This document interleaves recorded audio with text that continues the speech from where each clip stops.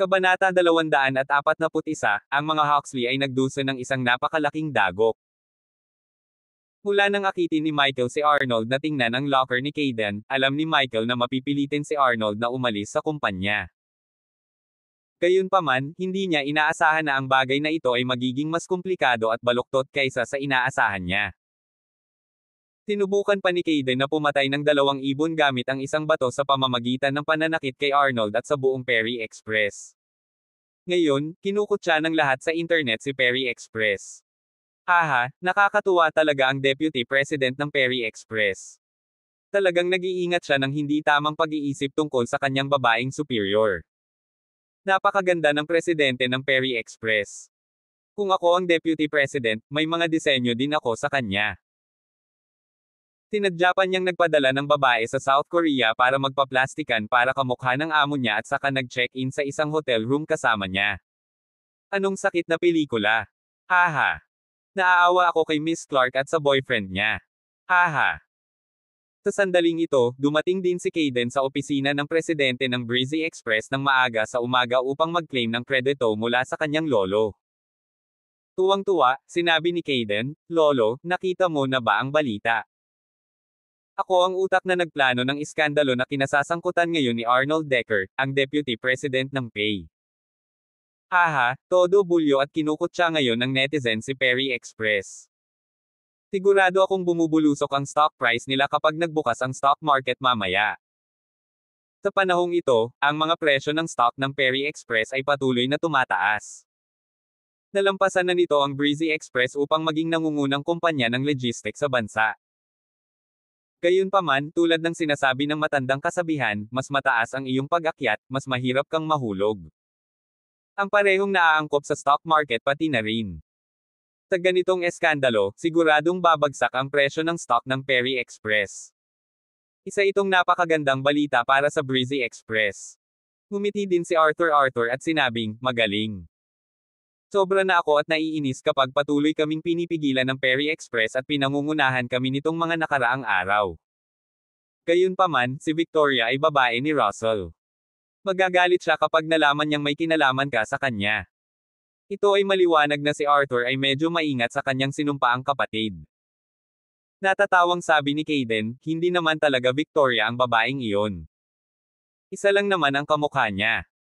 Panigurado, hindi malalaman ni Uncle Russell na ako ang nag-ayos nito." Habang pinagmamasdan siya, isang video na naman ang kumalat sa internet. Ito ang video ni Kayden at Arnold sa private room ng nightclub kahapon ng hapon. Sa sandaling mailabas ang video, isang malaking kaguluhan ang muling naganap sa internet. Banal na kalokohan. Mayroong talagang isang mabilis na twist.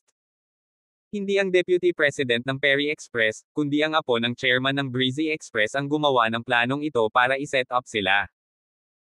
Napakawalan diyan ng Breezy Express na gumamit ng mga kasuklam-suklam at walang prinsipyong paraan upang mapahamak ang kanilang katunggali.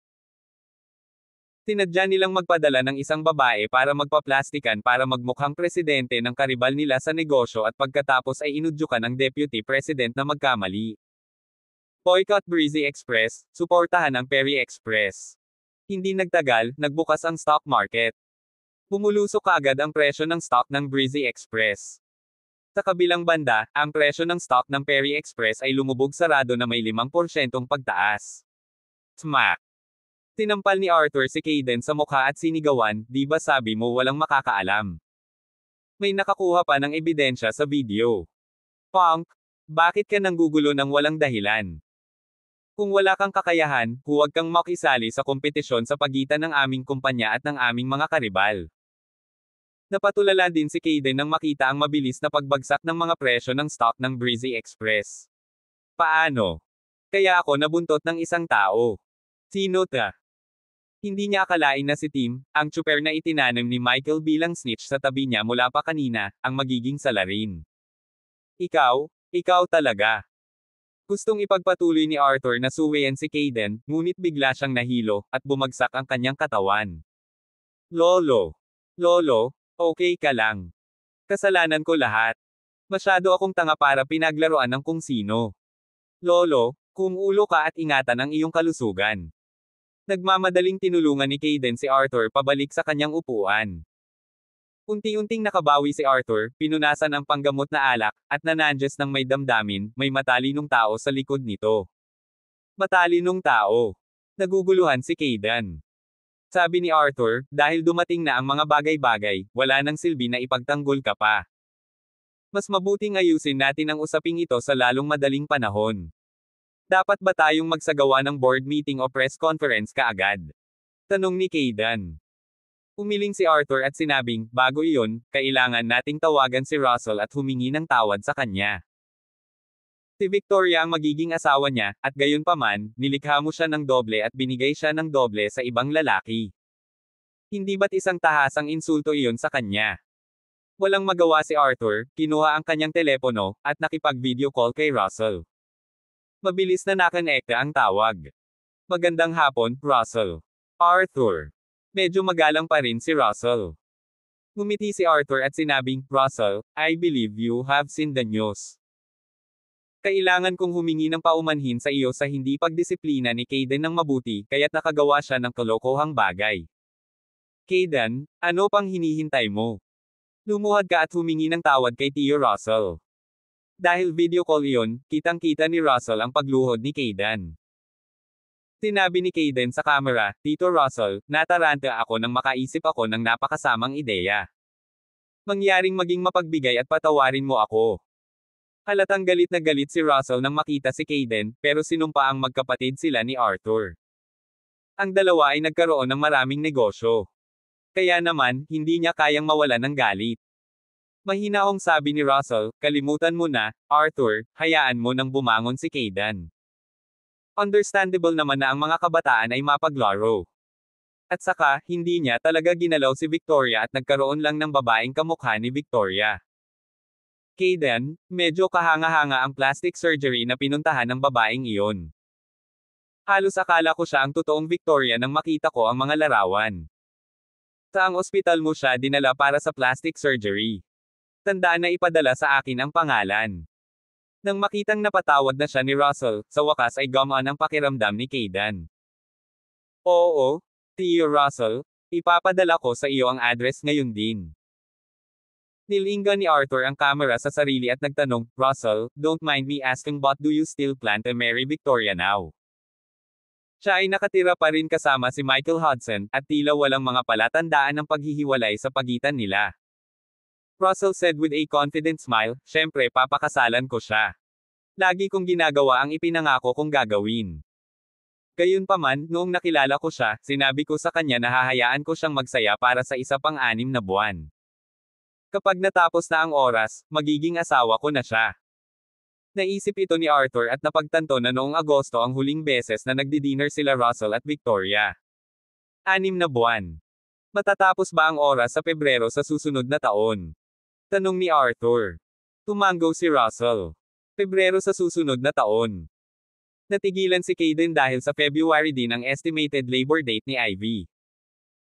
Tingid sa kanilang kaalaman, balak pala ni Michael na mag-propose kay Victoria pagkatapos maipanganak ni Ivy ang sanggol. Ito ay binalak para sa Pebrero sa susunod na taon. Sabi ni Kayden, Tito Russell, hihintayin ko ang kasal ninyo ni Victoria. Pupunta talaga ako sa Houston para dumalo dito. Nakangiting sabi ni Russell, sure, you're utmost welcome. Kailangan kong pumunta ngayon. Pagkatapos isara ang video call, lihim na naisip ni Kayden, bakit kumpiyansa si Russell na papakasalan siya ni Victoria kapag natapos na ang 6 na buwan. Mukhang ikakasal na sina Victoria at Michael. Mayroon ba siyang katibayan laban sa kanila? Kabanata 242, magiging live-in son-in-law ng Camdens muli. Sa hapon, isang press conference ang ginanap sa Breezy Express. Personal na humingi ng paumanhin si Arthur sa publiko at Victoria sa press conference. Sinabi niya na bagamat apo niya si Kayden, hindi siya humawak ng anumang opisyal na posisyon sa Breezy Express.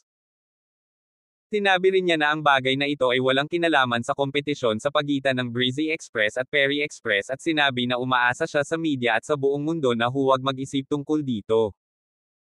Gayunpaman, ang paglilinaw ni Arthur ay halos walang nagawa upang makatulong sa sitwasyon. Sa susunod na buwan, ang presyo ng stock ng Breezy Express ay patuloy na bumaba, sa kalaunan ay umabot sa market value na $10 bilyong lamang. Ang Breezy Express ay napunta mula sa pagiging isang nangungunang higanteng industriya ng logistic tungo sa isang pangalawang tier na kumpanya na nagkakahalaga lamang ng kalahati ng Perry Express. Noon ay ika-25 ng Disyembre, araw ng Pasko. Bumili ng regalo si Kayden para kay Ivy, pero hindi man lang siya nag-abalang buksan iyon. Tanong ni Ivy, Kayden, bakit hindi pa tumataas ang stock price ng Breezy Express? Hindi ba napaka-resourceful ng lolo mo?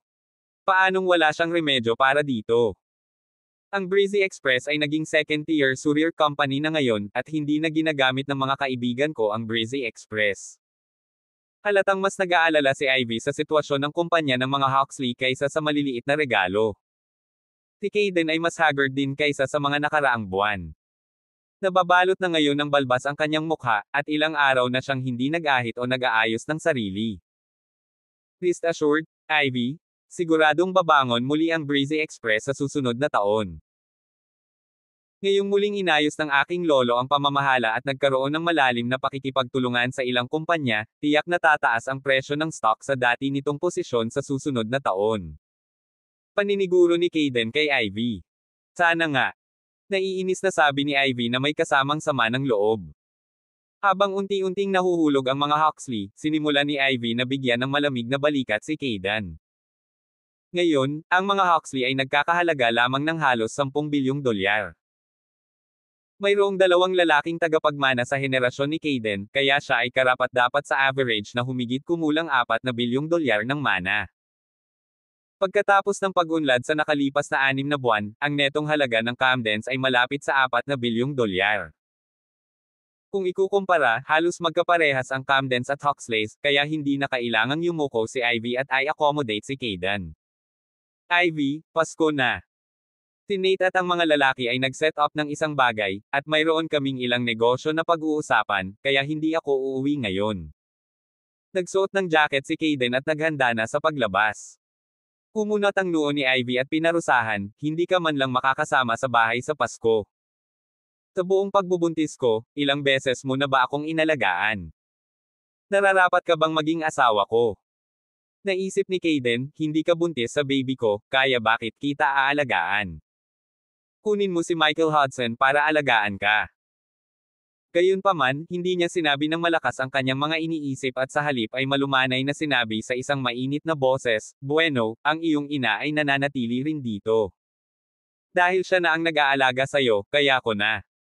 Matagal nang lumipat sa kanila ang ina ni Ivy na si Sylvie para maalagaan niya ang buntis na si Ivy. Pulong ni Ivy, lagi mong binabanggit ang nanay ko. Hindi ko nakikita ang nanay mo na darating para alagaan ako. Ngumiti si Kayden at sinabing, sige, alis na ako. Maligayang Pasko. Paglabas niya ng pinto, bumulong si Kayden, gusto mo pumunta dito ang nanay ko para alagaan ang bastos mong anak ni Michael. Ivy Camden, hindi mo deserve yan. Paglabas pa lang ni Kayden ng pinto, bumaba na ang ina ni Ivy na si Sylvie. Nang makita kung gaano hindi nasisiyahan si Ivy, nagtanong si Sylvie, anong problema, mahal kong anak? Nagkaroon ka na ba ulit ng tiff kay Kayden? Huwag kang makipag-away kay Kayden sa lahat ng oras. Maging mas accommodating lang. Mahal na mahal pa rin ni Sylvie si Kayden, at mas pinili niya maging manugang ito sa halip na si Michael. Galit na naglakad si Ivy patungo sa bintana at nakita niya ang management staff ng Villa na nagtutulak ng cart na may magandang Christmas tree papunta sa bahay ni na Michael at Victoria. Nang makita ang matamis ng ngiti ni na Michael at Victoria, lalo pang nagselos si Ivy. Bakit? Bakit kailangang ako ang magdusa sa buong pagbubuntis habang si Michael ay maaaring pumunta kahit saan upang magsaya kasama si Victoria Clark bawat araw? Ang hirap maging babae. Habang iniisip niya iyon ay mas lalo siyang nalungkot at sa wakas ay hindi niya napigil ang tawagan si Michael. Michael, halika dito dali. Mabilis na nakarating si Michael sa villa ni Kayden. Nang makita niya si Sylvie, binati niya, Mrs. Camden.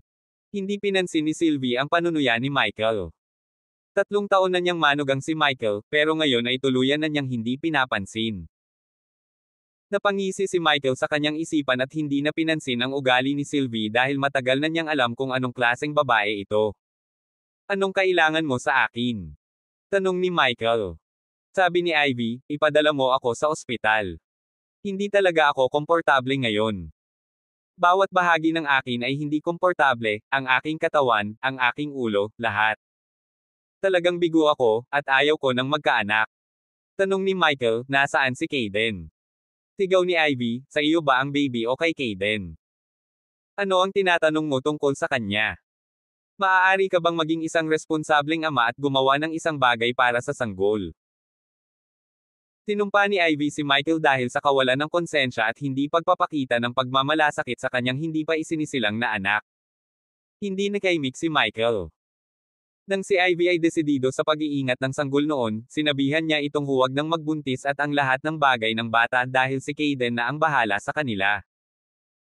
Kung hindi dahil sa mga pangyayari sa nakalipas na 6 na buwan at kung nagmamadaling lumapit si Michael para alagaan siya, malamang ay pinalayas na siya ni Ivy. Gayunpaman, tinawag niyang irresponsible si Michael ngayon.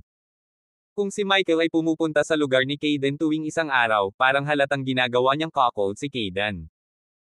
Dahil ayaw nang makipagtalo pa kay Ivy, sinabi ni Michael, "Fine, I'll have to inform Victoria about this. Bigyan mo ako ng sandali." At this moment, Sylvie remarked, "What a good for nothing. 3 taon na siyang hamak na buhay bilang live-in husband mo at ngayong nakasama na niya ang isang mayamang babae, kailangan niyang humingi ng permiso sa kanya bago gumawa ng anuman. Michael, hindi ba pwedeng mas competent ka? Ay sponge mo ba ang isang babae sa buong buhay mo?" Galit na galit si Michael at napasigaw, "Sylvie Parker. Makinig, ang pagpapalam kay Victoria tungkol dito ay isang paraan ng paggalang sa isa't isa sa pagitan ng mag-asawa, hindi isang paghingi ng pahintulot. 3 taon na talaga akong pinaglanan ng mga Camden, pero matagal ko na rin itong binayaran. Kung wala ang tulong ko sa larangan ng negosyo, sa palagay mo ba ay matatamasa ng mga Camden ang kaluwalhatiang ginagawa nila ngayon?" Medyo mayabang nga si Sylvie nang marinig niya ang salitang, kaluwalhatian, dahil ang mga Camden ay talagang napakaluwalhati ngayon.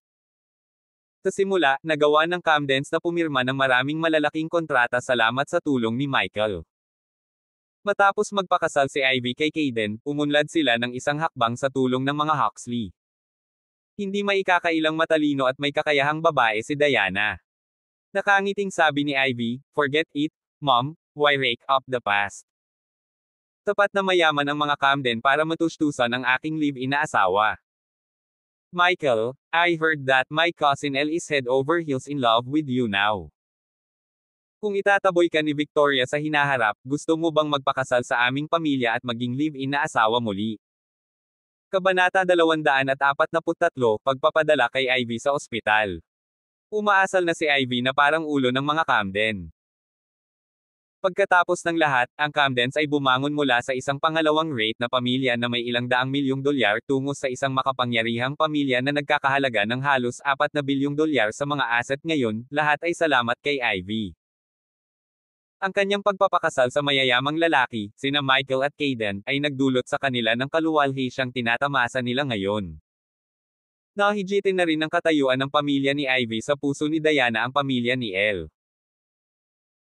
Halatang naiinis pa rin at hindi nasisiyahan si Ivy sa katotohanang nagkaroon ng fling sina Michael at Elle, kaya sinadya niyang binanggit si Elle sa layuning ipahiya si Michael sa pamamagitan ng paghiling sa kanya na maging live-in husband muli. Inis na inis si Michael kina Ivy at Sylvie, ngunit 3 taon nang kasal si Michael kay Ivy at matagal nang alam ang tamang sagot na ibibigay sa kanya. Natatawang sagot ni Michael, "Talaga? Gusto pa ba ako ni Elle? Napakaganda ng figure ni Elle. Kung talagang tatalikuran ako ni Victoria balang araw, syempre, papayag akong pakasalan si Elle." Namula ang mukha ni Ivy sa galit nang marinig niya si Michael na kumakanta ng papuri tungkol sa magandang figure ni Elle. Bata pa lang sila Ivy at Elle ay nakikipagkompetensya sa isa't isa, at ang isang bagay na hindi siya kayang talunin ni Ivy ay ang kanyang figure. Dati, hinding-hindi niya magagawang trump si Elle, pero ngayon, buntis siya at hindi na niya kayang makipagkompetensya kay Elle in terms of figure. Kaya naman, nakadama siya ng mababang loob at selos. Pakiramdam niya ay niloko siya ni Michael dahil maganda ang figure ni Elle. Galit na banta ni Ivy, "Kung maglakas loob kang makipagkita kay Elle, sasabihin ko sa lola ko na paalisin siya kaagad sa pamilya." Isang segundo, si Ivy ay aktibong, nagse-set up, sina Elle at Michael na magkasama. Gayunpaman, nang pumayag si Michael, natigilan si Ivy at nawalan ng galit. Naguguluhan si Sylvie. Anong ibig mong sabihin? Paano nagkabit sina Michael at Elle? Michael, matagal ka na bang nagsimulang magtago ng mga disenyo kay Elle? Ikaw bastard, how dare you comment the cousins Ivy while you was married to Ivy? Perfect. Hindi ipinaalam ni Ivy sa kanyang pamilya na sina Michael at Elle ay natulog sa isa't isa dati, kaya hindi rin alam ni Sylvie ang tungkol dito. Malamig na yumuko si Michael at napabulalas, ang girlfriend ko, si Victoria, at ang kapatid niyang si Emily, ay mas maganda kaysa kina Ivy at Elle. Babalik ako. Mag-impake na kayo at maghanda para umalis. Pagkasabi nun ay tinulak ni Michael ang pinto at umalis. Sino si Emily? Nagselos na naman si Ivy, at sa kanya lang nalaman na may nakababatang kapatid si Victoria. Tsaka sinabi pa ni Michael na sobrang ganda niya. Hindi nakakagulat na ang bastard na ito na si Michael ay tumangging huminto sa pagsponga kay Victoria. Hindi lang maganda ang girlfriend niya, pati ang ate niya. Siguradong sinusubukan niyang makuha ang pinakamahusay sa magkabilang mundo. Pagbalik niya sa villa, sinabi ni Michael kay Victoria ang bagay na ito. Victoria, kung ayaw mong pumunta ako, maaari ko siyang tanggihan, sabi ni Michael. Si Victoria ang kasalukuyang kasintahan ni Michael, at kailangan muna niyang pangalagaan ang nararamdaman nito. Kung hindi nagustuhan ni Victoria ang ideya na si Michael ay mag-isa kay Ivy, hindi niya ito ipapadala sa ospital. Gayunpaman, si Victoria ay isang mapagbigay na tao. Sabi niya, hindi mabuting tao si Kayden. Tsaka hindi niya anak ang baby kaya siguradong wala siyang pakialam kay Ivy. Hindi madali para sa isang babae na magdala ng sanggol sa loob ng 9 na buwan, at ikaw, bilang ama ng bata, ay dapat tumulong sa kanya sa abot ng iyong makakaya. Dalhin mo siya sa ospital. May gagawin pa kasi ako. Tumanggo si Michael. Kasunod nito, hinatid ni Michael sina Ivy at Sylvie, na nagtagkasama, sa ospital sa kanyang Audi. Sumakay si Ivy ng shotgun habang si Sylvie naman ang pumwesto sa backseat. Pagkapasok ni Ivy sa sasakyan ay nagsimulang tumugtog ang musika. Nakangiting sabi niya, matagal ko nang nararanasan itong pakiramdam na pinapaikot mo kami ni nanay. Hehe. 3 taon nang pinaandar ni Michael ang Audi na iyon, kung saan inihatid niya si Ivy at ang kanyang mga magulang. Masyadong pamilyar ang lahat sa loob ng sasakyan.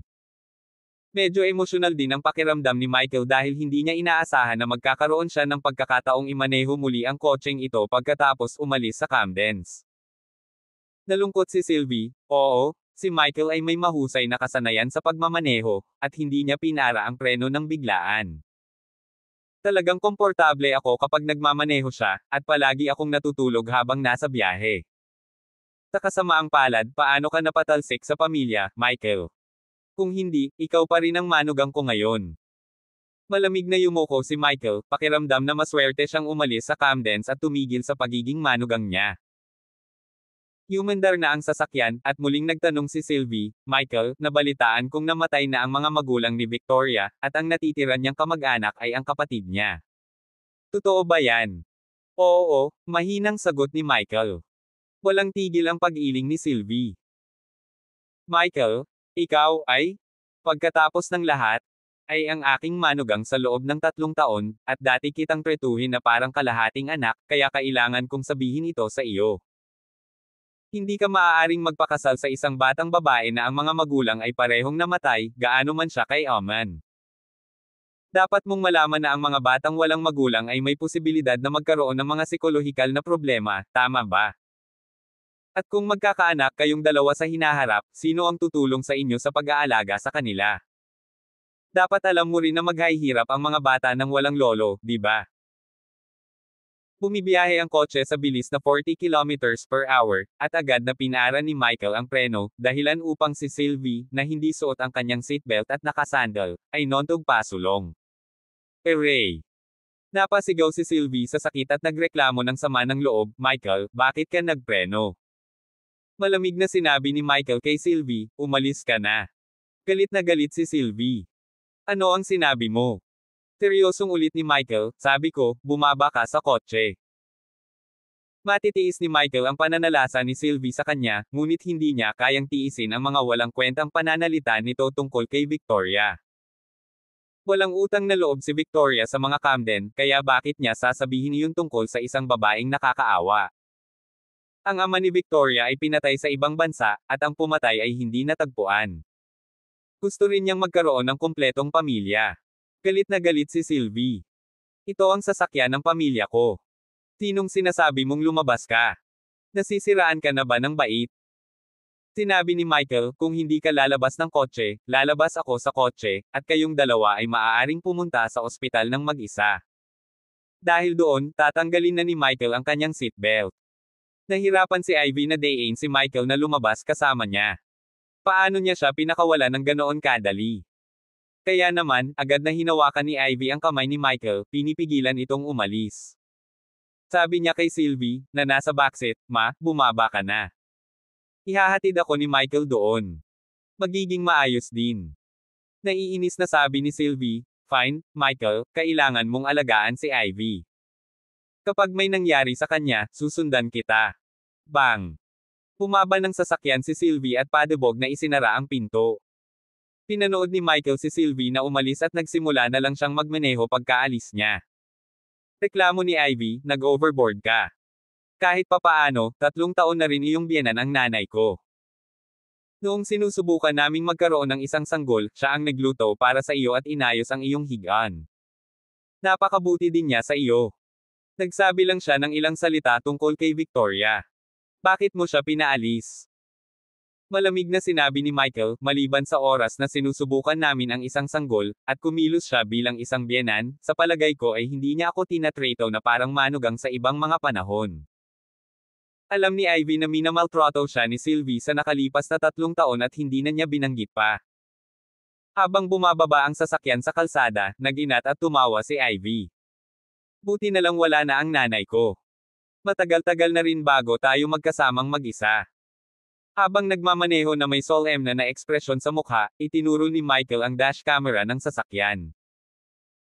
Kung alam ni Kaden na dinala ni Michael si Ivy sa ospital ngayon, tiyak na susuriin niya ang kuha ng dash camera para malaman kung ano ang napag-usapan nilang dalawa sa loob ng sasakyan. Mabilis na binawi ni Ivy ang kanyang mga salita. Matagal na tayong hindi nakikinig ng kantang A World of Two." Pinatugtog ni Ivy ang kanta. Nang makita ang biglang pagbabago ng ekspresyon ni Ivy, humagalpak ng tawa si Michael. Ang galing na artista. Kabanata 244, Prenatal Depression. Sa mundo para sa dalawa, napakaraming hindi pagkakaunawaan at labis na pagkakasalubong sa mundo. Palagi kaming natatakot na makatanggap ng malamig na balikat mula sa kabilang partido. Ang taong pinakamamahal ko ang higit na nasaktan, wala akong karapatang pumili kung actress o hindi. Paano ko makakalimutan ang mga pangakong mahal natin ang isa't isa? Paano ko makakalimutan ang maganda mong mukha? Sa daan, patuloy na tumutugtog si Ivy ng mga kanta na naglalaman ng mga duet sa pagitan ng mga awit na lalaki at babae. Ang isang halimbawa ay ang Kailangan Mo Ngayon, at marami pang iba. Tila nasasalamin sa bawat kanta ang relasyon ni Michael at Ivy. Gayunpaman, nang malapit na silang makarating sa ospital, nagpatugtog si Ivy ng isang kanta na pinangalanang Green. Pagkatapos ihinto ang sasakyan, tinanong ni Michael, "Bakit mo pinatugtog ang kantang iyon?" Ani Ivy, "Wala lang, I just think ang ganda ng melody. Halika dito at hawakan mo ako." Si Ivy ay buntis na ngayon, at ang ospital ay masikip, kaya kailangan siyang hawakan ni Michael sa lahat ng oras upang mapanatili siyang ligtas. Nagpa-check up siya sa ospital, ngunit walang seryoso. Nag-aalala pa rin si Ivy nang dumating siya sa opisina ng doktor na may hawak na medical report. "Doktor, karamihan sa mga umaasang ina ay inaantok sa kanilang ikalawang trimester, at ginugugol nila ang kanilang oras sa pagtulog o pagkain, ngunit nagkakaroon ako ng mga pag-iwas sa pagkain. Mas lalo akong kinakabahan ngayong malapit na ang labor date. Ano ang nangyayari?" Ang doktor na ito ay isang sikat na obstetrician at gynecologist ng ospital na ito. Isa rin siyang psychologist. Tumawa ang doktor at sinabing, "First time mong magka-baby, di ba? Normal lang ang kabahan. Ngunit palagi akong binabangungot, at nababalisa ako araw-araw. Natatakot pa nga ako, at minsan ayaw ko na sa baby, sabi ni Ivy. Sinabi ng doktor, maaaring mayroon kang prenatal depression. Ang Ginoo ba ang ama ng sanggol? Tumingin ang doktor kay Michael. Tumango si Michael. Sinabi ng doktor kay Michael, ang dahilan kung bakit nararanasan ng iyong asawa ang mga sintomas na ito ay maaaring may ilang mga inaasahan siya sa iyo, na hindi mo natupad. Wala namang masama sa career mo kamakailan, di ba? Ngumiti si Michael. Kaya iyon ang dahilan. Walang naging problema sa kanyang karera kamakailan, ngunit ang karera ni Caden ay bumaba ng husto.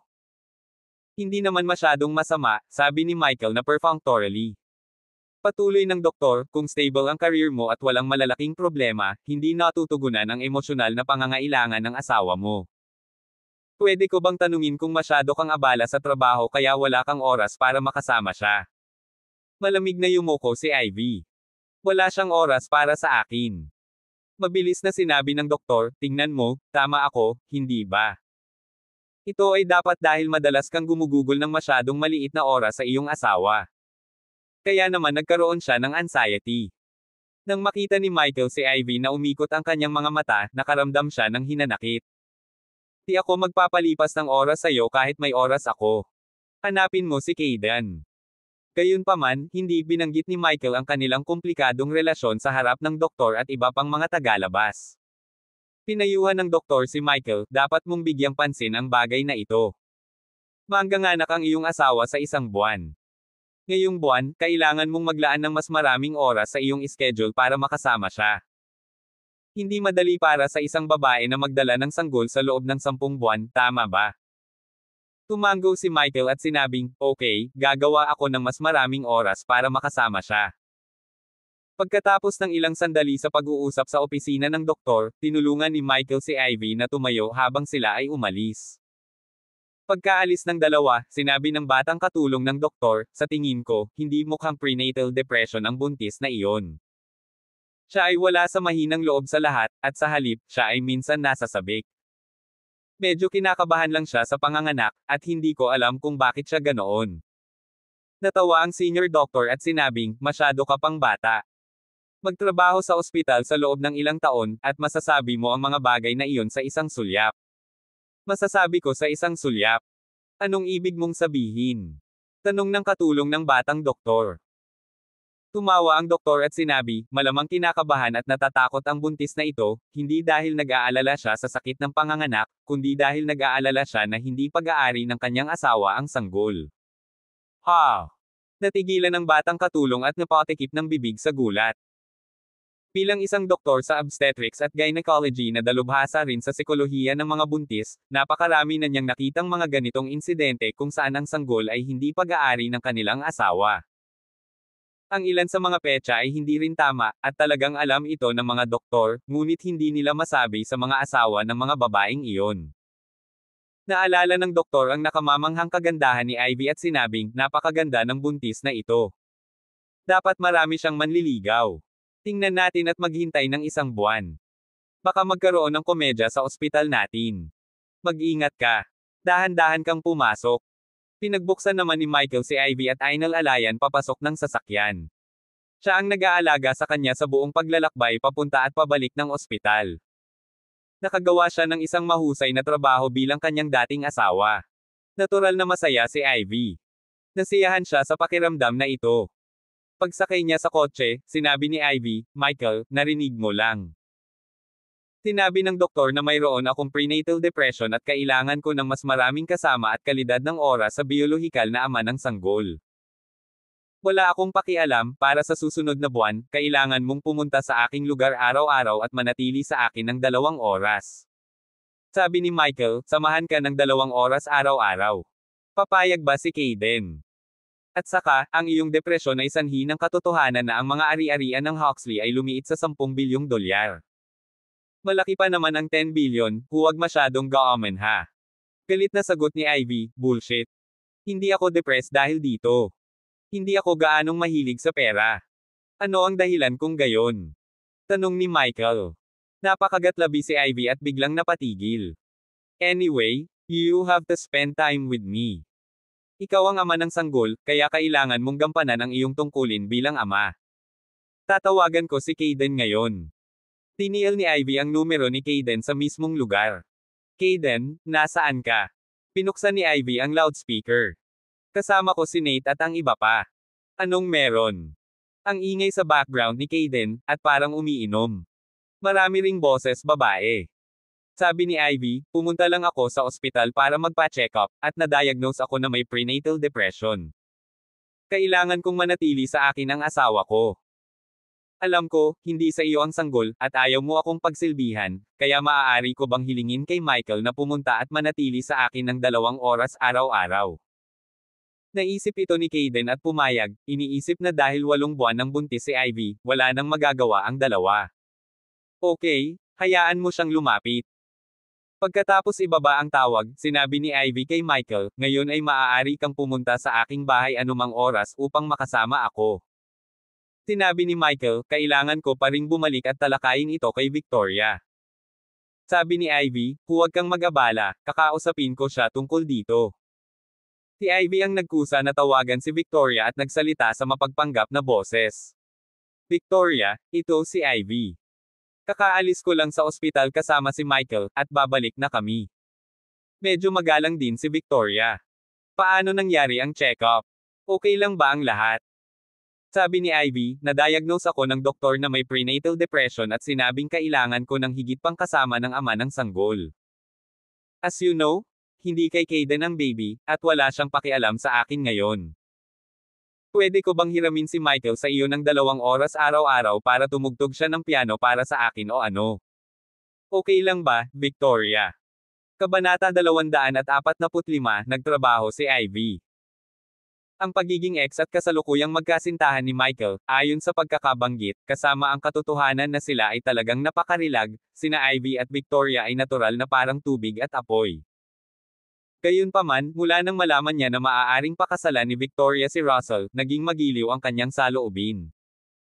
Dahil naging kaaya-aya at magalang si Ivy sa kanya ngayon, ayaw ni Victoria na magmukhang masyadong maliit.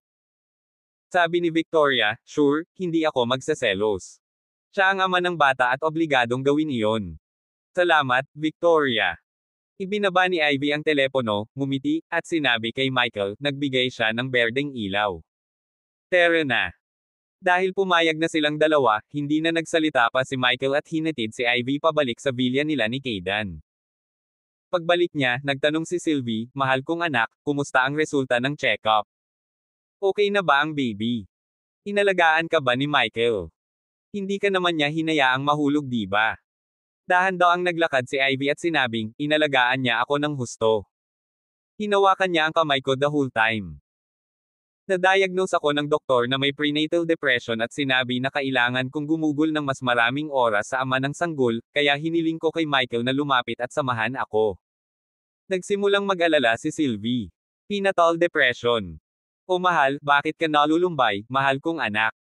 Ano ang nakakadepress sa panganganak? Sinasabi ko sa iyo, hindi naman ganoon katikot ang panganganak, huwag kang mag-alala. Pagkatapos, naglakad siya patungo sa Michael at sinabing, Michael, kailangan mong samahan ng maayos si Ivy. Si Kaden ay abala sa trabaho, kaya wala siyang oras para sa kanya. Halika kung kailan mo kaya. Sa pagbabantay ko sa iyo sa bahay, hindi iisipin ni Kaden na may mali kapag nalaman niya iyon. Malamig na yumuko si Michael. Babantayan mo ba kami para makasigurado na hindi kami magloloko kay Kaden? Kung gayon, maraming salamat. Ayokong may magkamali din ng ideya. Okay, Mom, stop talking at ipagluto mo ako ng makakain. Gutom na ako, sabi ni Ivy. Okay, aayusin ko na. Matapos paalisin si Sylvie, naglakad si Ivy sa couch sa sala at umupo. Itinuro ang piano sa kabila ng silid, sinabi niya, Michael, matagal na akong hindi nakarinig na tumugtog ka ng piano. Maglaro ng isang bagay para sa akin. Okay, sumang-ayon si Michael, iniisip na ang pagtugtog ng piano o kung ano ay mas kawili-wili kaysa sa pakikipag-chat kay Ivy. Sa sala, may Steinway grand piano. Itinaas ni Michael ang takip ng piano at umupo. Gusto kong marinig kang tumugtog at kumanta ng 1,000 Reasons to Be Sad. Tuwang-tuwang sabi ni Ivy, biglang naalala ang gabing iyon nang manood siya ng concert kasama si Tyler, pero nasagasaan nila sina Michael at Victoria. Matapos ang matagumpay na pag-propose sa kanya ni Tyler, ang nagseselos at nalulungkot na si Michael ay nagpatugtog at kinanta ang kantang ito sa entablado sa harap ng libu-libong tao. Nag-enjoy si Ivy sa sandaling iyon. Sa oras na iyon, labis ang pag-ibig ni Michael kay Ivy.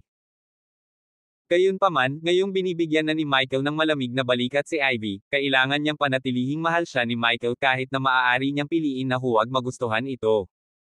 Hindi, pinutol ni Michael. Ikaw. Galit na galit si Ivy kaya talon siya. Napakahusay mong gumanap sa harap ng 10,000 tao na ginawa mong putla ang superstar kung ikukumpara. Ngayon sinasabi mong hindi ka marunong maglaro. Bumigay si Ivy, i-play ang If You Feel Nothing, noon. Isa na naman itong kanta na pag-aari nilang dalawa. Hindi ko alam kung paano laruin ito, ulit ni Michael. Paano ang mga magkasintahan?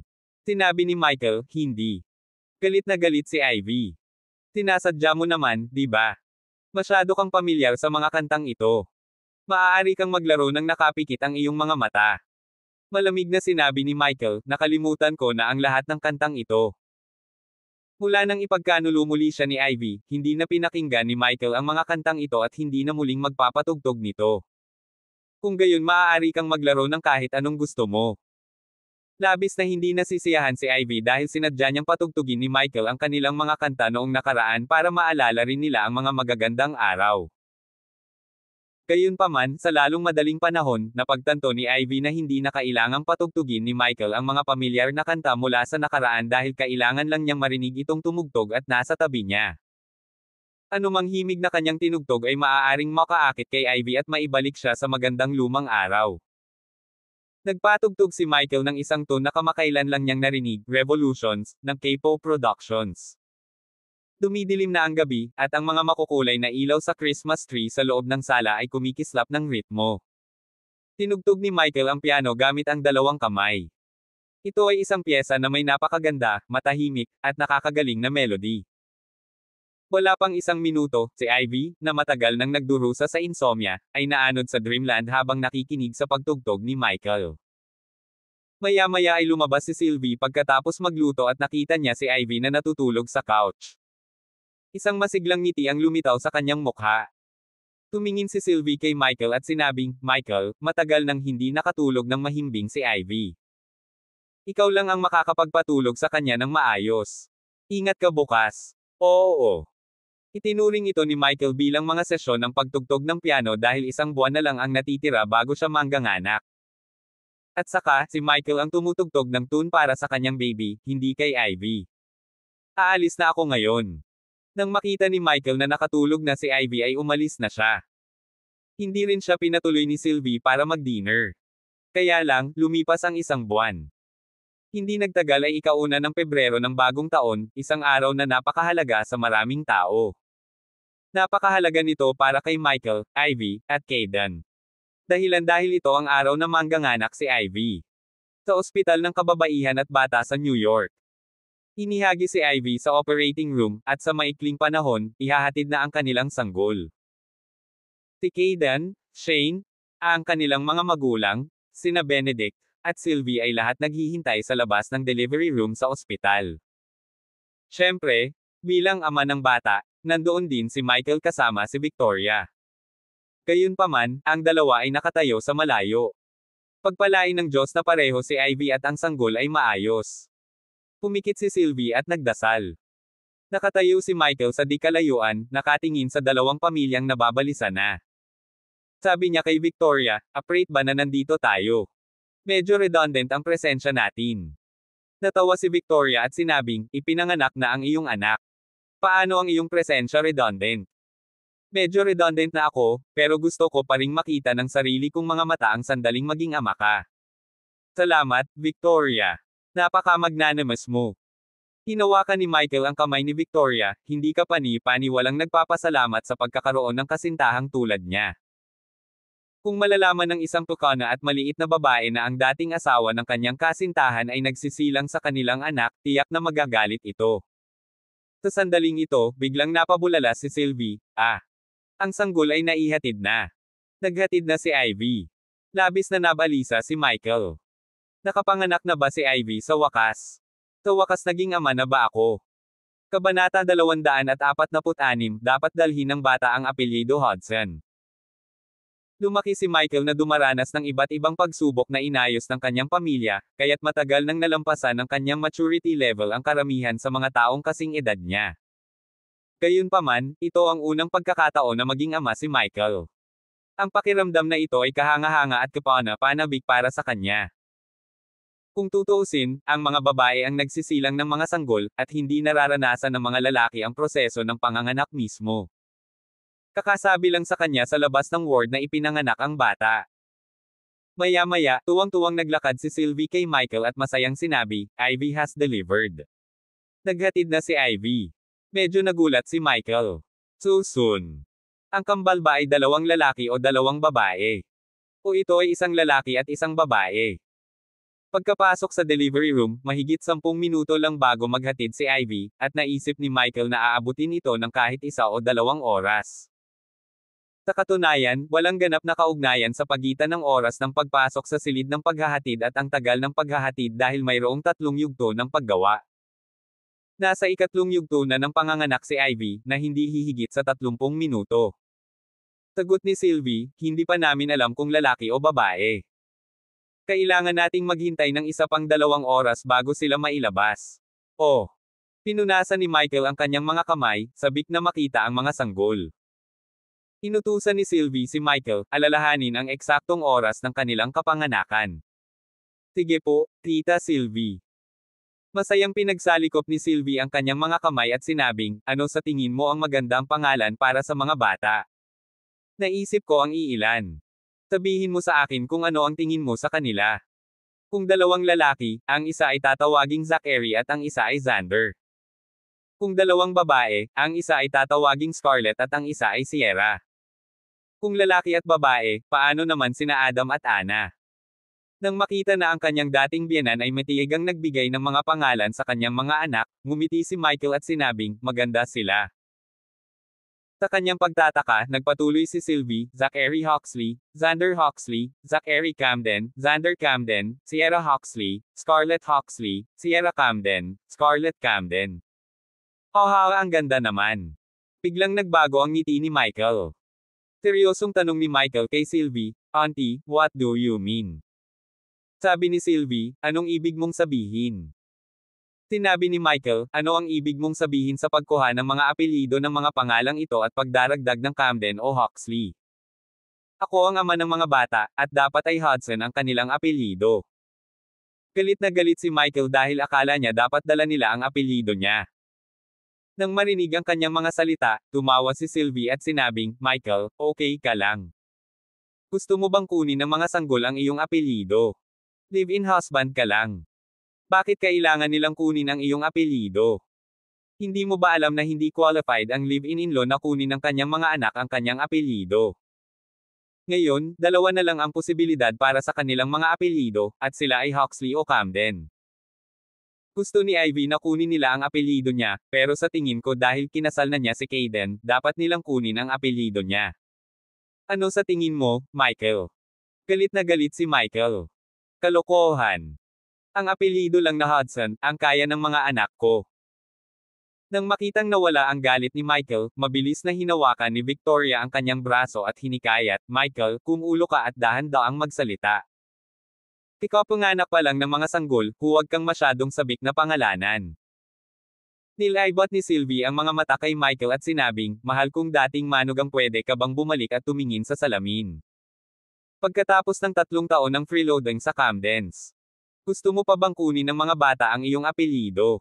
Nako, nababaliw ka na." Pagkasabi niyo ay naglakad na siya pabalik sa delivery room. Bang! Sa sobrang galit ni Michael ay sinuntok niya ang pader. Bagamat ipinanganak na ang mga bata, malapit na silang kunin ng kanyang pamilya, ngunit umaasa siyang Hudson, ang kanilang rehistradong apelyido. "Michael, huminahon ka, hintayin mong lumabas si Ivy sa delivery room, at kausapin mo siya. Baka hindi pa nasa panganib ang buhay niya." Tumanggo si Michael. Kaya lang, lumipas pa ang 2 oras. Ang mga Hawksley ay isang kilalang pamilya, at ngayon, naisip ng lahat na ang mga anak ni Caden ang malapit ng ipanganak. Nagtipon sa ospital ang mga kakilala at kaibigan ng mga Hawksley, kasama na ang mga gustong sumuso sa kanila. Maya-maya, dumating na rin si Arthur. Pagkalabas ni Arthur ng elevator ay nakita niya sina Victoria at Michael. Matagal nang itinuring ni Arthur si Victoria bilang kanyang nakababatang kapatid, kaya natural na hindi siya mabibigo na batiin siya kapag nakita niya ito. Victoria, ano ang nagdala sa iyo dito? Curious na tanong ni Arthur. Ngumiti si Victoria at sinabing, para lang sumali sa kasiyahan. Nakangiting sabi ni Arthur, Victoria, ang harsh mo talaga kay Russell. Ako ang sinumpaang kapatid ni Russell, at tinalo mo pa ako ng husto. Ipinapahiwatig ni Arthur na ang Perry Express, na pinamunuan ni Victoria, ay ganap na natalo ang Breezy Express. Sabi ni Victoria, Mr.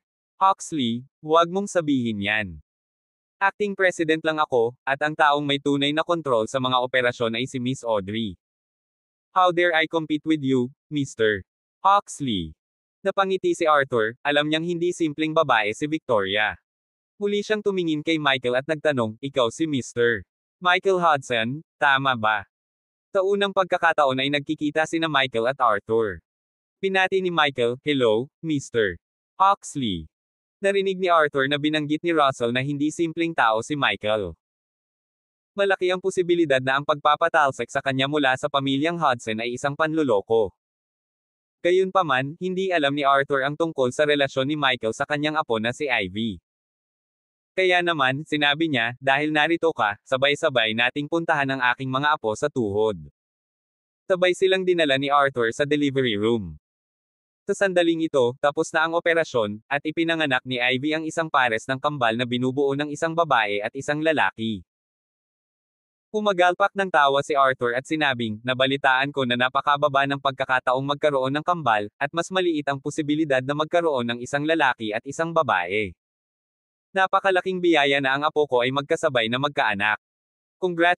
Congratulations, Mr. Huxley. Pinabati kita sa iyong mga apo sa tuhod. Sa hinaharap, ang batang lalaki ay tiyak na magmamana ng imperyo ng negosyo ng iyong pamilya habang ang babae ay sisikat sa lungsod.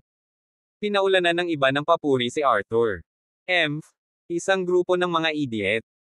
Hindi mo alam na ang mga sanggol ay hindi kabilang sa Huxleys. Matagal nang naging baog ang pinakamamahal na apo ni Arthur, at makakalimutan na niya ang pagkakaroon ng mga anak magpakailanman. Lihim na nag-isip si Michael, ngunit hindi niya gagawing mahirap para kay Caden sa publiko. Pumasok siya sa delivery room at tiningnan ang pares ng maliliit na anghel mula sa malayo habang hindi mabilang na init ang bomb alot sa kanyang puso. Tila nagkaroon ng telepatikong komunikasyon sa pagitan niya at ng mga bata dahil pakiramdam niya ay pag-aari niya ang mga ito. Sa sandaling ito, tumunog ang telepono ni Michael.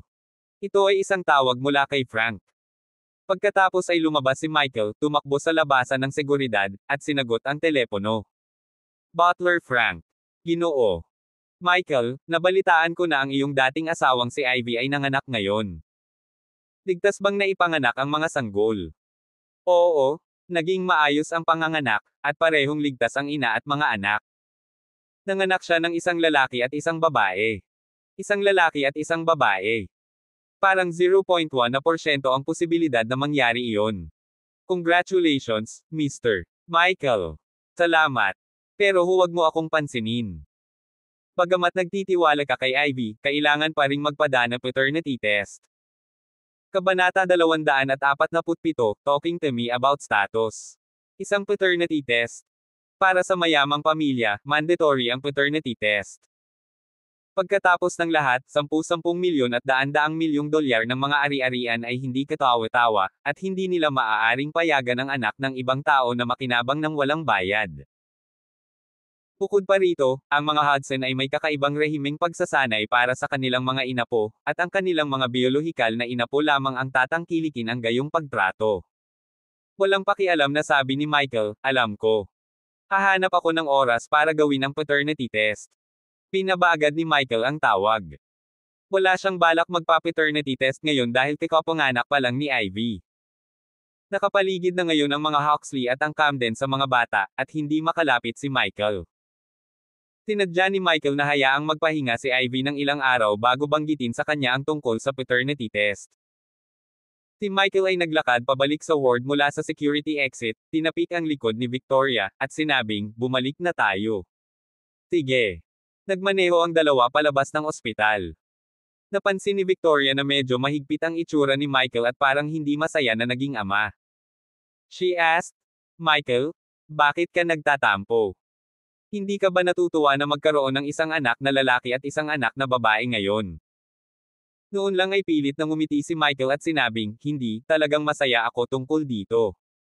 Paanong hindi nakikita ni Victoria ang iniisip ni Michael? Dahil walang mga tagalabas sa sasakyan, dumiretso si Victoria sa punto, Michael, nag-aalala ka ba na? Hindi sa iyo ang mga bata. Si Ivy ay isang kakilakilabot na babae na 3 beses nang nanloko at paulit-ulit na nagsinungaling kay Michael kaya mahirap magtiwala sa kanya. Tumawa si Michael at sinabing, hindi naman. Siguradong akin ang mga bata. Noong nagsusumikap kaming magka-baby, ngayon lang kami nagkabalikan ni Ivy. Sa oras na iyon, nagkaroon kami ng isang napakamapagmahal na relasyon, at ngayon ko lang inilantad ang aking pagkakakilanlan sa kanya, kaya alam niya ang mga patakaran na ipinataw ng Hudson S kung saan ang lahat ng mga bata ay kailangang sumailalim sa isang pagsubok sa pagiging ama. So, kahit na may nakikita siyang ibang lalaki bukod sa akin that time, hindi siya maglalakas loob na manggulo dahil hinahabol niya ang mga asset ng pamilya namin. Naunawaan ng mabuti ni Michael si Ivy at alam niya na siya ay isang babae na mas pinahahalagahan ang pera kaysa anupaman. Niloko niya si Michael kay Kayden dahil buntis na siya sa anak ni Michael, kaya walang takot siya. Kung wala pa siyang anak noong nakilala niya si Kayden, baka hindi siya maglakas loob na mapalapit kay Kayden. Hearing Michael's analysis, Victoria suddenly found him to be really pitiful. Nakalulungkot para sa isang lalaki na dumaan sa lahat ng uri ng pag-aaral at paghuhusga upang tapusin kung ang kanyang mga bagong silang na anak ay talagang biologically related sa kanya. Hinawakan ni Victoria ang kamay ni Michael at sinabing, Honey, kung ipanganak ko ang mga anak natin, hindi ko hahayaang mag-alala ka ng husto. Isinusumpa ko na ang mga anak na isisilang ko ay tiyak na magiging iyo at sa iyo lamang. Ang isang kamay ni Michael ay nasa manibela at ang isa naman ay nakapulupot sa kamay ni Victoria. Ang init at ginhawa lamang ang kanyang hinahangad kay Victoria. Ang dinala sa kanya ni Ivy ay puro paghihirap, pagtataksil, pagdududa, at sakit sa puso. Kaya lang, lumipas ang 1 linggo. Naramdaman ni Michael na nakapagpahinga si Ivy pagkatapos manganak. Oras na para pumunta siya sa ospital para kausapin siya tungkol sa paternity test at mga apelyido ng mga bata. Kaya naman, bumili si Michael ng ilang prutas at mga pandagdag sa kalusugan ng maaga sa umaga bago pumunta sa ospital. Pagdating niya sa VIP ward ng ospital, natuklasan ni Michael ang 2 gwardiya sa labas ng ward. Anong ginagawa mo? Tanong ng isa sa mga guard kay Michael. Pinalaki ni Michael ang 2 tao, nagulat nang malaman na sinadya ng mga Huxley na kumuha ng mga security guard para bantayan ang ward. Mukhang mahalaga sa kanila ang kambal. Sa kasamaang palad, ang mga bata ay hindi kabilang sa Huxleys. Gustong magpasalamat ni Michael sa kanilang pag-aalaga sa kanyang mga anak. Sinabi ni Michael, narito ako para makita si Ivy at ang mga sanggol. Patuloy na tanong ng gwardya, sabihin mo sa akin ang iyong pangalan at unit ng trabaho. Kailangan nating magulat sa mga nakatataas bago kapayagang makapasok. Tila walang sino mang Tom, Dick, o Harry ang maaaring bumisita kay Ivy. Nagkaroon ng kahulugan. Dahil ang mga Huxley ay napakayaman at makapangyarihan, tiyak na maraming tao ang gustong makipagkaibigan sa kanila at sumipsip sa kanila. Matapos malaman ng mga negosyanteng iyon na tinanggap ng mga Huxley ang isang pares ng kambal, tiyak na susugod sila sa ospital para magpadala ng mga regalo at pabor sa kanila. Iyan ay makakaistorbo kay Ivy at sa kambal habang sila ay nagpapahinga, at hindi nararapat na tanggapin ng mga Huxley ang kanilang mga regalo nang hindi sila tinutulungan sa hinaharap. Kaya naman itatanong ng mga gwardya ang mga pangalan ng mga bisita at ang mga kumpanyang kanilang kinakatawan. Naunawaan ni Michael ang katwiran sa likod nito, kaya nakipagtulungan siya at sumagot, Michael Hudson, manager ng training department ng Perry Express. Laking gulat niya ng kapwa nagtawanan ang mga gwardya matapos marinig ang sagot ni Michael. Tumawa ang isa sa mga gwardya at nagsalita, hahaha, isang manager ng departamento ng pagsasanay ang nandito para magbigay din ng mga regalo. Sinusubukang sumipsip sa Breezy Express, ha? Kunin ng presidente ng iyong kumpanya, si Victoria Clark, na pumunta sa halip. Natawa ang isa pang guard at sinabing, itong mapahamak na Perry Express ang naging dahilan ng pagkawala ng Breezy Express ng bilyon-bilyong o dolyar. Mabilis na mawala, ikaw na hamak na manager ng departamento ng pagsasanay. Naiinis ako sa nakikita mo. Bang! Tinipa ng gwardya ang basket ng prutas na daladala ni Michael at pinuna, magtiwala ka na magkaroon ka ng pisngi para dalhin ang mga masasamang prutas dito. I-save ito para sa iyong sarili. Matapos itong sipay ng gwardya ay nagkalat ang iba't ibang prutas sa basket ng prutas sa buong lupa. Galit na galit si Michael. Kunin mo, malamig na sabi ni Michael sa gwardya na sumipa sa basket ng prutas. Walang bahid ng takot ang sinabi ng gwardya, sino ang sinusubukan mong takutin? Punk, pinagbawalan kong pumasok ang hindi mabilang na mga boss ng iba't ibang kumpanya. Sa tingin mo, nang makitang walang balak ang gwardya na mamitis ng prutas, agad na hinawakan ni Michael ng mahigpit ang palso ng gwardya. Ah, masakit. Napasigaw sa sakit ang gwardya. Nanatiling nakabantay ang isa pang gwardya nang makita niyang pisikalan si Michael. Punk, dapat nililigawan mo si kamatayan. Tutulungan na sana niyang makalabas ang kaibigan ng sinuntok ni Michael ang mukha nito gamit ang kabilang kamay. Tumama ang kaliwang kamay ni Michael sa mukha ng gwardya, at agad itong nahimatay matapos mauntog sa pader. Ang isa pang gwardya, na ang palso ay hinawakan ng mahigpit ni Michael, sa sobrang takot na nagsimula siyang manginig. Tinanong muli ni Michael ang gwardya, kukunin mo ba ito o hindi? Noon lang nagsimulang sumunod ang guard at tumango ng husto. Oo. Oo. Oo. Pumitas ako ng prutas ngayon din. Pinitawan ni Michael ang gwardya at sinipa siya sa lupa. Maruming snob. Gaya ng kasabihan, mas mahirap pakitunguhan ang mga alipors kaysa sa kanilang mga amo. Sa maraming lugar, ang mga asong tagapagbantay na ito ay may posibilidad na itapon ang kanilang timbang sa kaunting kapangyarihan na ibinigay sa kanila at nagpapahirap sa iba. Ang mga bagay na ito ay higit na kinasusuklaman ni Michael.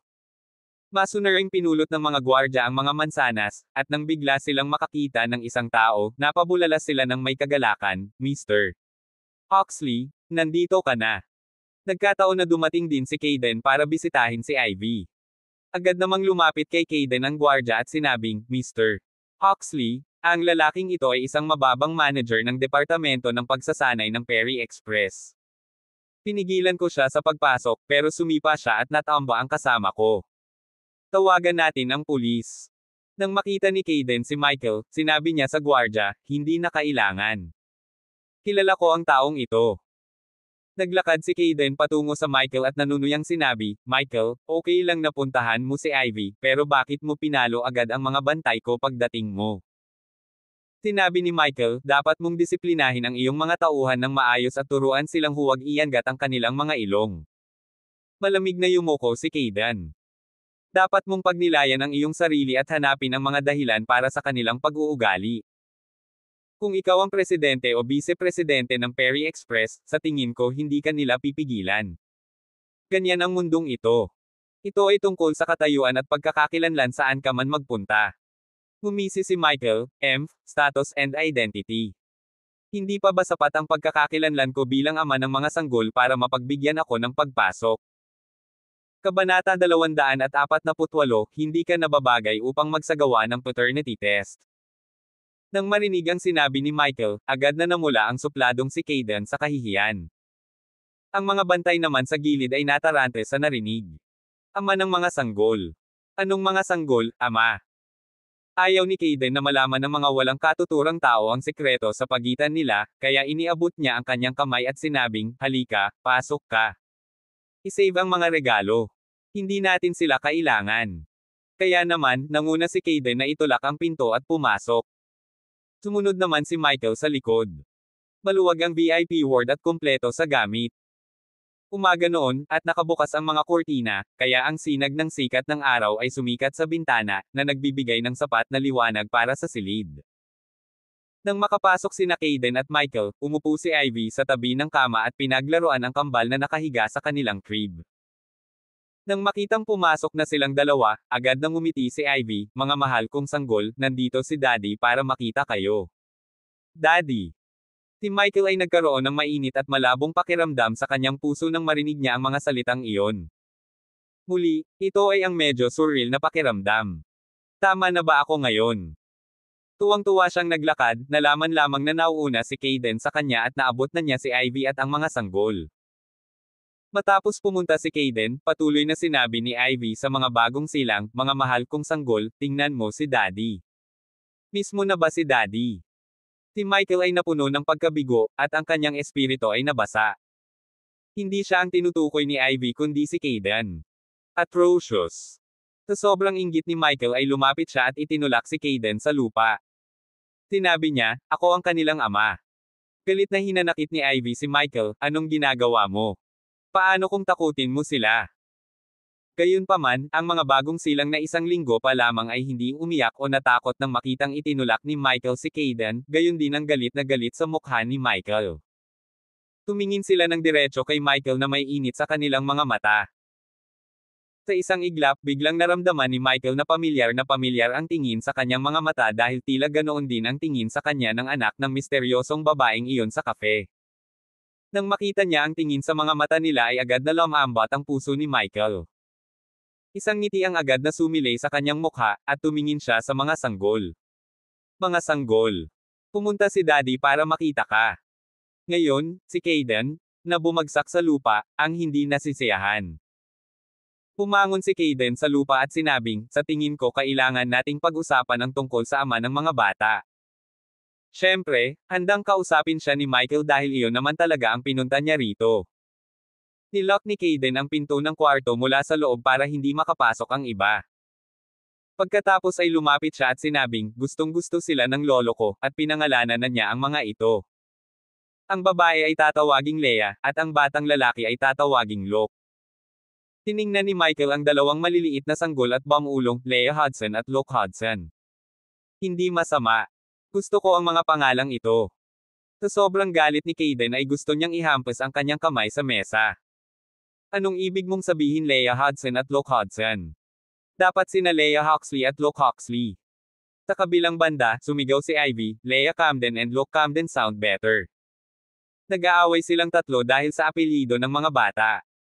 Sinabi ni Kayden kay Ivy, Ivy, asawa ko na kayo, at prestihiyosong pamilya kami. Parang hindi talaga bagay sa mga anak natin na kunin ang apelyido ng kanilang ina. Mas mabuting manatili tayo kay Huxley. Naramdaman ni Ivy na hindi sapat ang pagmamahal ni Kayden sa kanya.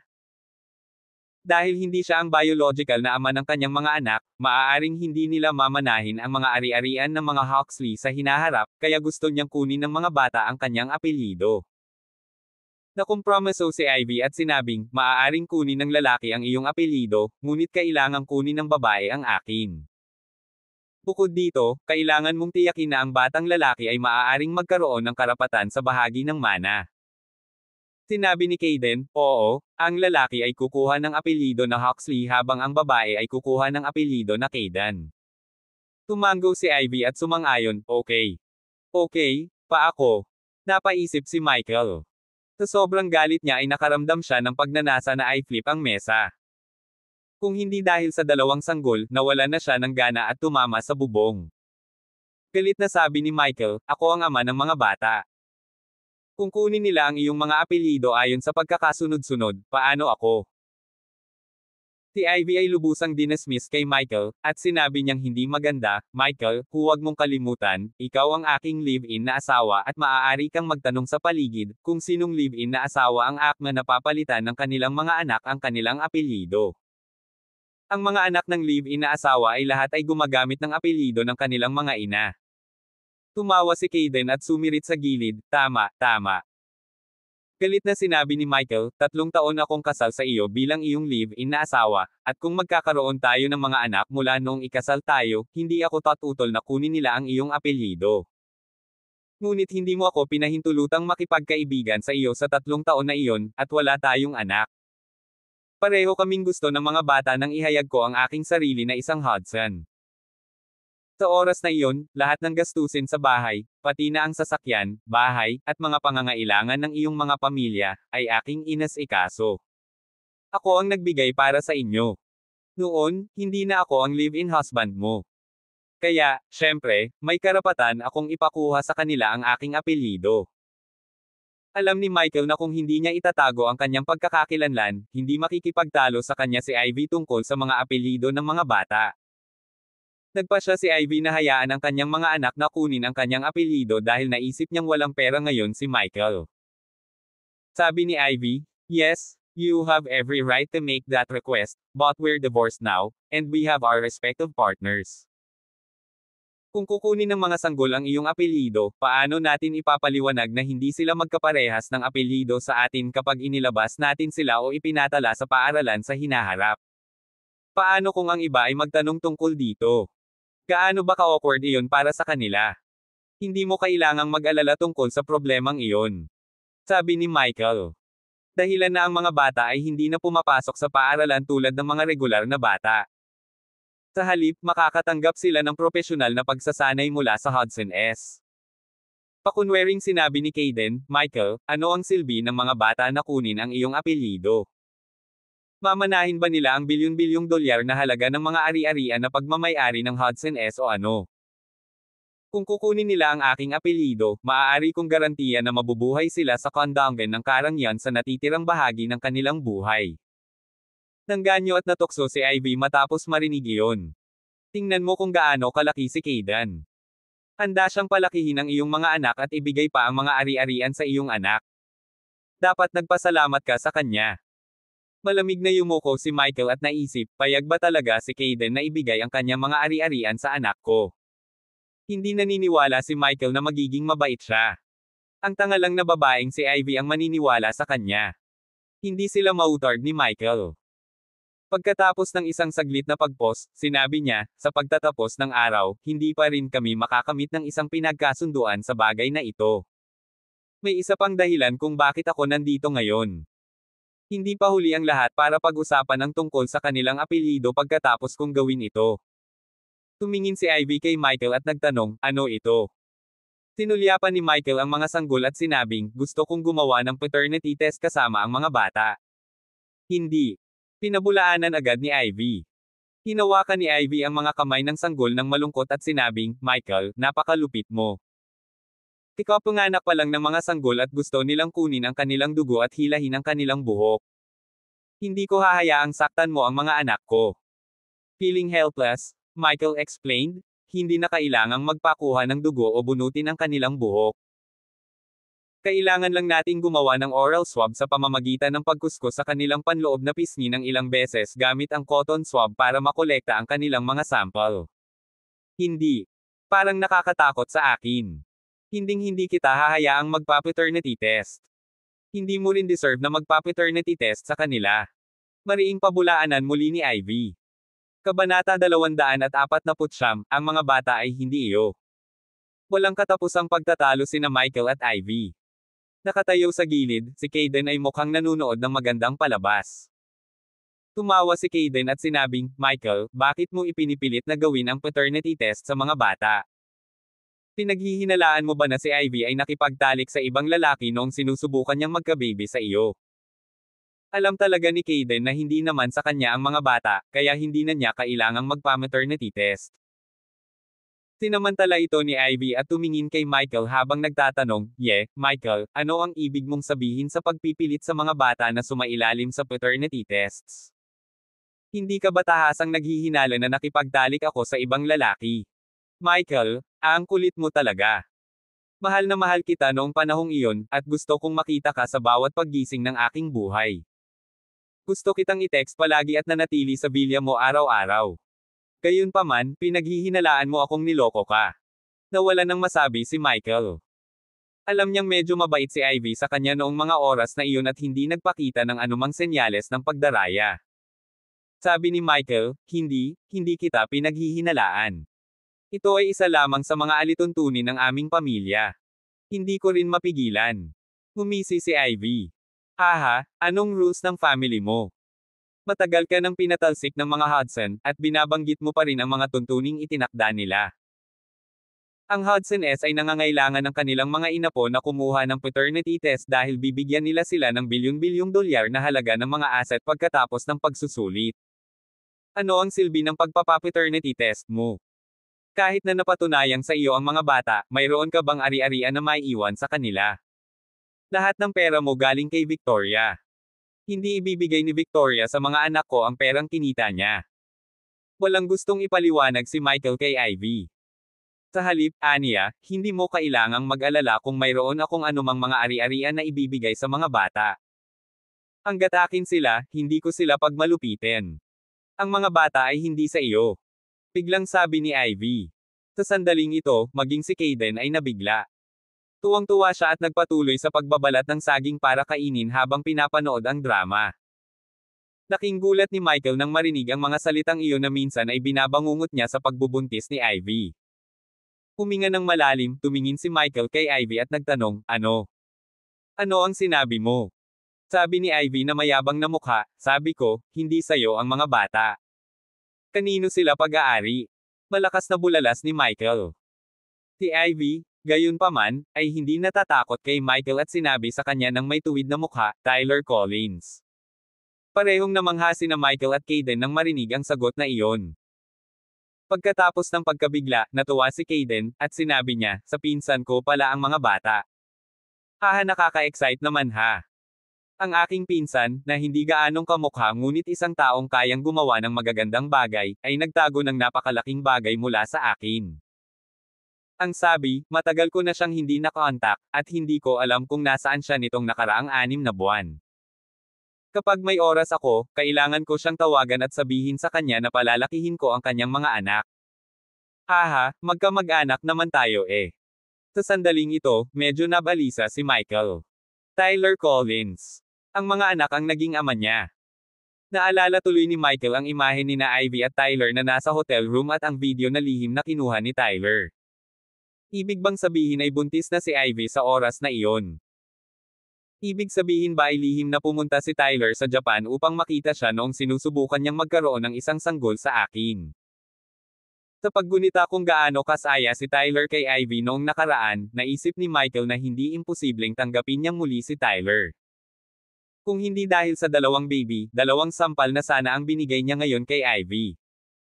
Hindi nakayanan ni Michael, na hindi pa nakakatama ng babae, kung gaano kaiya si Ivy. Gayunpaman, si Michael ay isang mature na lalaki na alam na si Ivy ay isang talamak na sinungaling, kaya hindi niya mapagkakatiwalaan ang kanyang mga salita. Napabulala si Michael, hindi ako naniniwala. Noong sinusubukan naming magkaroon ng isang sanggol, pumunta si Tyler Collins sa New York City. Talagang hindi siya nang ahas na bumalik. Gusto kong magpa-paternity test. Hindi sapat na sabihin mong hindi akin ang mga bata. Kailangan kong personal na i-verify ito para sa aking sarili. Habang nagsasalita si Michael, babuhitin na niya ang mga sanggol. Buong lakas na pinigilan ni Ivy si Michael. Huwag mong hawakan ang mga anak ko. Hindi ka bagay na magpa-paternity test kasama ang mga bata. Kung apo ka pa lang ng Hudson S ngayon, hindi kita pipigilan, pero isa ka lang freeloading na walang kwenta ngayon. Sino ka para hilingin na magpa-paternity test tayo? Kahit nasa iyo ang mga bata, hindi ko kailangan na maglabas ka ng kahit 1 sentimo dahil kaya ko silang palakihin mismo. Anyway, walang kinalaman ang mga bata sa iyo. Umalis ka dito. Ayokong makita ka ulit. Masyadong emosyonal si Ivy kaya nag-iyakan din ang mga bata. Nang makita ito, tumayo din si Caden sa harap ng Michael at sinabing, Michael, dapat kang pumunta. Tinakot mo ang mga sanggol sa sandaling dumating ka. Ganoon ba talaga kahalaga kung sa iyo ang mga bata o hindi? Mayroon kang Victoria ngayon, at ito ay isang magandang bagay para sa iyo kung ikaw ay walang anak. Inaasahan mo ba talaga na tutulungan ka ni Victoria na palakihin ang iyong mga anak? Nang marinig ang pag-iyak ng mga sanggol, sumakit ang puso ni Michael. Ayaw na niyang ituloy ang pagtatalo ni Ivy dito dahil gusto niyang tumigil na sila sa pag-iyak. Kaya naman, tumalikod si Michael at umalis, ngunit bago niya ito ginawa, sinabi niya sa kanilang dalawa, talagang gagawin ko ang mga pagsusulit para sa pagiging magulang. Pagkalabas niya ng ospital, nakatanggap siya ng tawag mula kay Butler Frank. Kamusta? Ginoo. Michael, nais malaman ni Mr. Hudson Sr. ang resulta ng paternity test ng iyong kambal. Hindi ko pa nagagawa. Wala ka pa. Nakatagpo ka ba ng anumang problema? Kailangan mo ba ng tulong ko? Hindi. Mabilis na tinanggihan ni Michael ang tulong ni Frank dahil alam niyang kapag nakialam na ang kanyang pamilya, gagawin nila ang lahat para makamit ang kanilang layunin.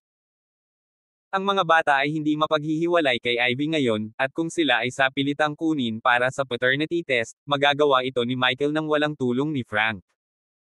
Gayunpaman, ayaw gawin iyon ni Michael at itinuring ito bilang kanyang huling paraan. Sa pagkakataong ito, tumawag din si Victoria. Nagmamadaling sinabi ni Michael, ako na mismo ang hahawak sa bagay na ito. Ibaba ko na ang tawag. Tinapos ni Michael ang tawag kay Frank at saka sinagot ang tawag ni Victoria. Michael, paano napunta ang usapan ni Ivy? Tanong ni Victoria, alam niyang pupunta si Michael sa ospital ngayon para sa paternity test. Bilang kasalukuyang kasintahan ni Michael, labis din siyang nag-aalala tungkol sa bagay na ito. Sinabi ni Michael, sinabi niya na ang mga bata ay hindi ko ama kundi si Tyler Collins. Ano? Natigilan si Victoria sa kabilang dulo. Hindi pwede. Baka sinasadya ka lang niyang pagtripan. It's me? Sabi ni Michael. Sabi ni Victoria, okay, huwag ka pa magpanik. Magbibiyahe ako ngayon sa ospital, hayaan mo akong makausap siya. Mas madali para sa akin na makipag-usap sa kanya dahil ako ay isang babae din. Tiyak na nagtalo na naman kayong dalawa, at sa mga ganitong pagkakataon, walang positibong lalabas sa inyong talakayan. Oo. Tumango si Michael, alam niyang magaling si Victoria sa komunikasyon. Marahil, tutulungan siya ni Victoria na malutas ang problema. Pumunta si Michael sa smoking area ng ospital at humihit-hit ng sigarilyo ng malungkot. Palihim niyang naisip, ikala ko kapag nanganak na si Ivy, hindi ko na kailangang mag-alala, ngunit hindi ko naisip na ito ang simula ng aking mga problema. Akin ba ang mga bata o hindi? Kabanata 250, pagpapanumbalik ng kanyang pagkakakilanlan bilang ang sayan ng pamilyang Hodgson. Noon pa man ay mayroong lahat ng uri ng mga tao sa lahat ng antas ng pamumuhay sa lugar ng paninigarilyo ng ospital. Habang si Michael ay naninigarilyo at naghihintay kay Victoria, ilang nasa katanghaliang gulang na mga lalaki ang nagkusa na makipag-usap sa kanya. Ikapanganak pa lang ng mga asawa nila. Gayunpaman, lahat sila ay puno ng kagalakan ng pagiging isang ama sa unang pagkakataon at 100% tiyak na sila ang mga biolohikal na ama ng kanilang mga anak nang hindi nagsagawa ng paternity test. Sa katunayan, ang gayong dramatikong kaganapan ay hindi mangyayari sa mga ordinaryong tao. Kapag ang isang tao ay nagpakasal sa isang magandang babae tulad ni Ivy, na umaakit sa hindi mabilang na mga manliligaw, ang isa ay nakatakdang maranasan ang katumbas na paghihirap. Hindi nagtagal, dumating si Victoria sa ospital. Nagtungo siya sa smoking area upang makipagkita kay Michael at hiniling na hintayin siya doon habang pinupuntahan niya si Ivy na mag-isa. Tulad ni Michael, bumili din si Victoria ng fruit basket at ilang health supplement sa VIP ward ni Ivy. May 2 gwardya sa labas ng ward, at bagamat hindi na sila katulad ng dati, mahirap din silang harapin. Pangalan at lugar ng trabaho, walang pakialam na sabi ng isa sa mga gwardya habang nakatitig sa napakagandang figure ni Victoria. Tiwalang tumugon si Victoria ng may malaking dignidad, Victoria Clark, presidente ng Perry Express. Nagulat ang 2 gwardya. Presidente ng Perry Express. Miss Clark. Ang presidente ng Perry Express ay nasa parehong antas ng kanilang boss, si Arthur Huxley, at ang reputasyon at mga presyo ng stock ng Perry Express ay nalampasan na ngayon ang Breezy Express. Ang mga gwardya ay galit na yumuko ng may paggalang at sumagot, "Pakipasok, Miss Clark." Dinala ni Victoria ang mga gamit niya at pumasok. Hoy, nandito na si Victoria. Nang makita si Victoria, dali-daling pumunta si Caden para salubungin siya. Victoria, masyado kang nag-iisip na maglaan ng oras sa iyong schedule para bisitahin ang asawa ko. Nagdala ka pa ng mga regalo. Mukhang masarap ang prutas. Dalhin mo sila sa akin. Inabot ni Victoria ang basket ng prutas at mga health supplement kay Caden bago naglakad patungo kay Ivy. Victoria. Magiliw at masunurin ding bati ni Ivy kay Victoria. Ivy, magiliw na tawag ni Victoria. Ang pagiging mapagpanggap at kakayahan ni Ivy na makipag-usap ng mapagkunwari ay ilang bingga sa ibaba ni Victoria. Ivy, kumusta ang pag-recover ng katawan mo? Tanong ni Victoria na pinapakita kay Ivy ang pag-aalala. Nakangiting sabi ni Ivy, much better. Salamat sa iyong pag-aalala. Tiningnan ni Victoria ang pares ng kambal at tuwang-tuwang sinabi, ang gaganda ng mga sanggol. Magiging gwapo talaga sila. Labis din ang tiwala ni Ivy sa hitsura ng kanyang mga anak. Pagkatapos makipag-chat saglit, sinabi ni Victoria, sa totoo lang, pumunta ako dito para bisitahin ka at ang mga bata at para hilingin din sa iyo na bigyan mo ako ng pabor. Ano ito? Tanong ni Ivy. Sinabi ni Victoria, maaari mo bang ipagawa ang mga bata at si Michael sa isang paternity test? Noon lang nalaman ni Ivy na nandito si Victoria para kay Michael. Nagbago ang ekspresyon ni Ivy. Hindi. Hindi inaasahan ni Victoria na ganoon kay terminado si Ivy, at sinabi niya, Ivy, naninindigan ka ba dahil sa tingin mo ay napakabata pa ng mga bata? Maaari tayong maghintay ng ilang araw o kahit isang linggo o dalawa. Bigyan mo kami ng date para may aasahan si Michael. Gayunpaman, pinabulaanan ni Ivy ng may determinasyon, hindi ko hahayaan ang mga bata na gumawa ng paternity test kasama si Michael, kailanman. Bakit? Tanong ni Victoria. Diretsyong sabi ni Ivy, kasi walang kwenta kung gawin yun. Kahit napatunayang kanya ang mga bata, ano? Maari ba nilang mamanahin ang mga ari-arian ng Hudson S? Sa pagtatapos ng araw, kailangan pa rin namin silang palakihin ni Kayden.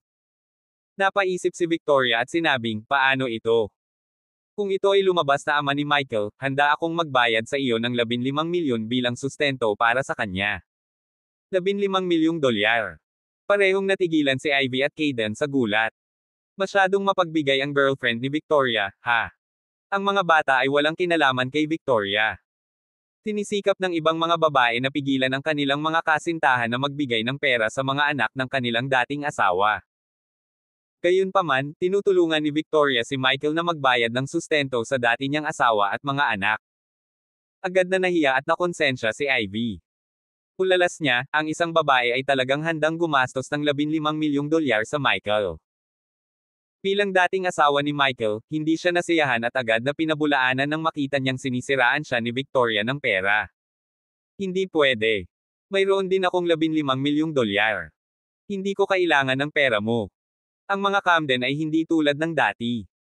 Kung una silang nagkita sa nakaraan, ang 15 milyong dolyar ay maituturing pa rin na napakalaking halaga para kay Ivy. Kung tutuusin, nakipagtalik si Ivy kay Tyler para lang makapag-invest siya ng ilang milyong dolyar. Gayunpaman, ang 15 milyong dolyar ay hindi na mahalaga kay Ivy ngayon. Sige, kung magbago ang isip mo mamaya, tawagan mo ako ulit.